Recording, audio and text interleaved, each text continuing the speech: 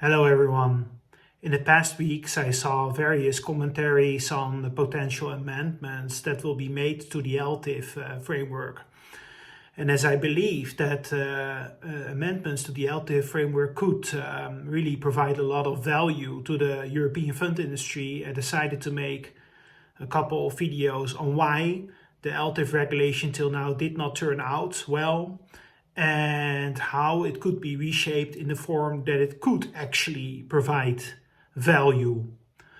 Well, in the first place, the LTIF regime tried to allocate more long-term capital to the real economy. And also it had as its objective to reshift more retail investors into those asset classes that are traditionally dominated by professional investors, but also are publicly financed. Well, the big issue with this LTIF regulation is that on the fund manager level, it basically gold-plated the AFMD to a large extent. So all types of provisions in terms of manager regulation, but also in terms of product regulation and distribution were being imposed on top of the normal AFMD regime. And basically it was thought as a hybrid to both allow professional and retail investors to invest in this vehicle on the basis of a marketing passport.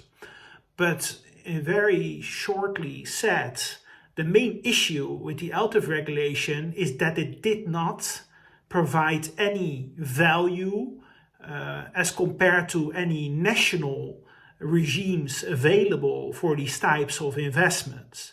For instance, in Ireland with the QAIF, or in Luxembourg with the SIF, SICAR, or normal SCSPs, there are already vehicles in place that can offer these types of funds to professional investors, regulated or unregulated, and on the basis of a passport.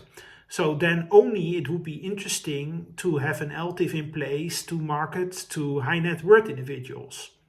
But the issue was that its scope, but also the eligible investments and the restrictions in terms of borrowing, diversification requirements, but also not gold plating, but imposing additional requirements on top of the normal Article 23 AFMD disclosure, product governance requirements, suitability, and all types of very harsh requirements, which makes it very expensive to market this product, basically ensured that the national products in Luxembourg and Ireland were actually more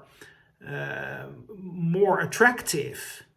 Although this LTIF regulation provides for a passport to market to high net worth individuals, still promoters found it more attractive to basically offer normal SIFs, SICARs, or other professional vehicles on the basis of a marketing passport to professional investors, and basically marketing to semi-professional investors on the basis of national private placement rules, than to benefit from a high net worth individual marketing passport and having to comply with very, very strict and onerous distribution and product rules, which rendered this product very, very expensive to manufacture them in the first place.